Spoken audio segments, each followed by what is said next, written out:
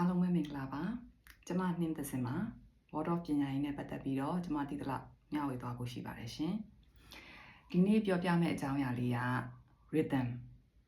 Word of ပညာရေးမှာဆိုလို့ရှိရင် Word of ရဲ့အဓိကအနှစ်သာရက rhythm ပေါ့နော်ဒီ rhythm လို့ပြောလိုက်လို့ရှိရင်မိတ်ဆွေတို့ရောဘာကိုစဉ်းစားမိလဲကျမတို့ရေအကုန်လုံးထင်တယ် rhythm ဆိုရင်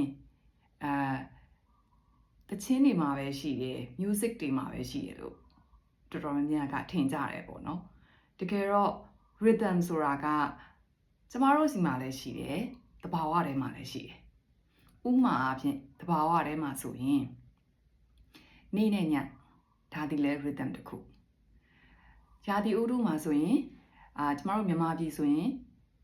နွေရာသီမိုးရာသီဆောင်းရာသီဆိုပြီးတော့ရာသီဥတု၃ခုကလဲပတ်နေတယ်ဒါဒီလဲ rhythm တစ်ခုပေါ့နော်အဲ့တော့ rhythm ကဘာလို့အရင်အရေးကြီးလဲဆိုရင်ကျမတို့ကညဘက်အိတ်လိုက်တယ်ဒါညမို့လို့ညမှာကျမတို့အိတ်လိုက်တယ်ခဏနေမိုးလင်းလာတော့မယ်မနေ့ကျရင်မိုးလင်းလာတော့မယ်မနေ့ကျရင်ဘာတွေလုပ်ရမယ်ဆိုတော့ကျမတို့ကြိုးစီစဉ်တတ်တယ်ဒါကဘာလို့စီစဉ်လဲဆိုလို့ရှိရင်ညပြီးရင်နေ့လာမယ်ဆိုတာကျမတို့သိကြနေလို့ဟုတ်တယ်နော်အဲ့တော့ညပြီးရင်နေ့လာမယ်ဆိုတာမသေးကြတော့ဘူး rhythm ဆိုတဲ့အရာမရှိတော့ဘူးဆိုရင်ကျမတို့ဘယ်လိုစီစဉ်ကြမလဲကျမတို့စိတ်ထဲမှာယုံကြည်မှုတွေလုံခြုံစိတ်ချမှုတွေရှိပါဦးမလားပေါ့နော်အဲ့တော့မရှိနိုင်ဘူးလေနော်အဲ့တော့အဲ့အကြောင်းမလို့ rhythm ကအရေးကြီးတာကလေးတွေရဲ့ပညာရေးမှာ rhythm ဒီအရင်အရေးကြီးတယ်ပညာရေးတွေမကဘူးကျမတို့နေ့စဉ် daily lifestyle မှာလည်း rhythm ကအရင်အရေးကြီးတယ်rhythm တစ်ခုရှိမှကလေးကဘာပြီးရင်ဘာလာမယ်ဆိုတာသိနေတဲ့အခါမှာသူ့စိတ်ထဲမှာယုံကြည်ချက်ရှိနေသူကတရက်တာကိုဖြတ်တန်းတယ်။ကျမအိမ်မှာဆိုလို့ရှိရင်ကျမ rhythm ကိုအတက်နိုင်ဆုံးတည်ဆောက်တယ်။ rhythm တစ်ခုရှိတဲ့အခါမှာကျမကလေးတွေကိုကျမအများကြီးမပြောရဘဲနဲ့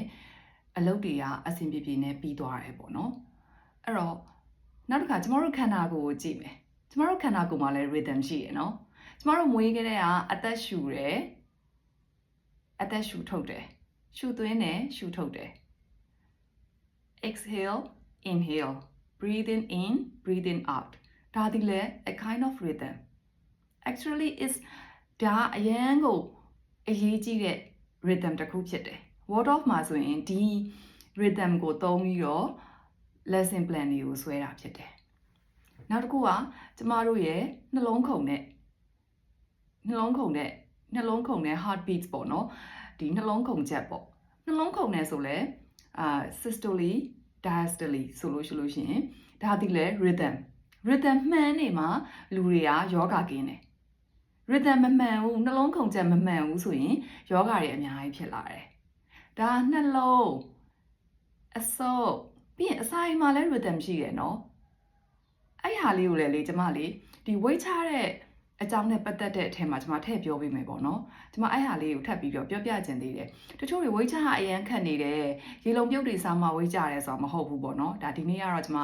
rhythm အကြောင်းကိုပြောမှာဖြစ်တဲ့အတွက်ကြောင့်မို့လို့ကျွန်မ topic ကိုပြန်သွားလိုက်မယ်ပေါ့နော်အဲ့တော့ခုနပြောခဲ့သလိုကျမတို့ခန္ဓာကိုယ်ထဲမှာလည်း rhythm ရှိနေတယ်ဆိုတဲ့အခါမှာကလေးတွေကိုမွေးလာပြီးဆိုကြတဲ့ကဒီ rhythm လေးကိုကျမတို့တက်နိုင်ဆုံးအိမ်မှာလောက်သွားမယ်ဆိုရင်ကလေးတွေရဲ့ကျန်းမာရေးအတွက်လည်းအထောက်အကူပြုတယ်ပညာရေးအတွက်လည်းအထောက်အကူပြုတယ် daily ကျမတို့တွေ့ကြုံနေရတဲ့ဒီ daily သွားမဲ့ daily activities တွေမှာလည်းအရင်အထောက်အကူပြုတယ်ဒါကကျမဒီနေ့ rhythm အကြောင်းကိုအကျဉ်းချုပ်ကလေးရှင်းပြတာပါနောက်နေ့တွေမှာလည်း word of ပညာရေးနဲ့ပတ်သက်ပြီးတော့မိဘတွေတည်တဲ့အရာလေးတွေမိဘတွေ word of ပညာရေးကိုအလံဝေးနေတဲ့မြန်မာပြည်ကမိဘတွေဆိုရင်လည်းအိမ်မှာကိုယ်ကလေးတွေကို word of နည်းနဲ့ပြုစုပြောထောင်လို့ရနိုင်နေပေါ့နော်ပြုစုပြောထောင်လို့ဘယ်လိုနည်းနဲ့ပြုစုပြောထောင်မလဲဆိုတဲ့အကြောင်းလေးတွေကိုကျွန်မထပ်ပြီးတော့ sharing လုပ်သွားပါမယ်အားလုံးကိုကျေးဇူးတင်ပါတယ်တကယ်လို့မိဘတွေတွေကသိချင်တာရှိရင်လည်းကျွန်မကိုအာမနာတန် comment လေးမှာမှန်ပေးပါရှင်ချက်ပေါက်မှာတော့မပို့ပါနဲ့ပေါ့နော်အရန်ပါစင်နဲ့ဖြစ်ရင်တော့ပို့ပါများသောအားဖြင့် comment မေးခွန်းလေးတွေကို comment မှာမှန်ပေးပါအကယ်၍ချက်ပေါက်မှာပဲပို့ချင်တဲ့အရင်ပါစင်နဲ့ private ဖြစ်နေတယ်ဆိုရင်လည်းပို့ထားပါရှင်ကျမတခါတလေကြာရင်ဖုန်းနဲ့အလံဝေးနေတတ်ပါတယ်ကျမဖုန်း line ပေါ်ပြန်ရောက်တဲ့အချိန်မှာစူးစမ်းပြီးတော့ဖြည့်ပေးပါမယ်ကျေးဇူးတင်ပါတယ်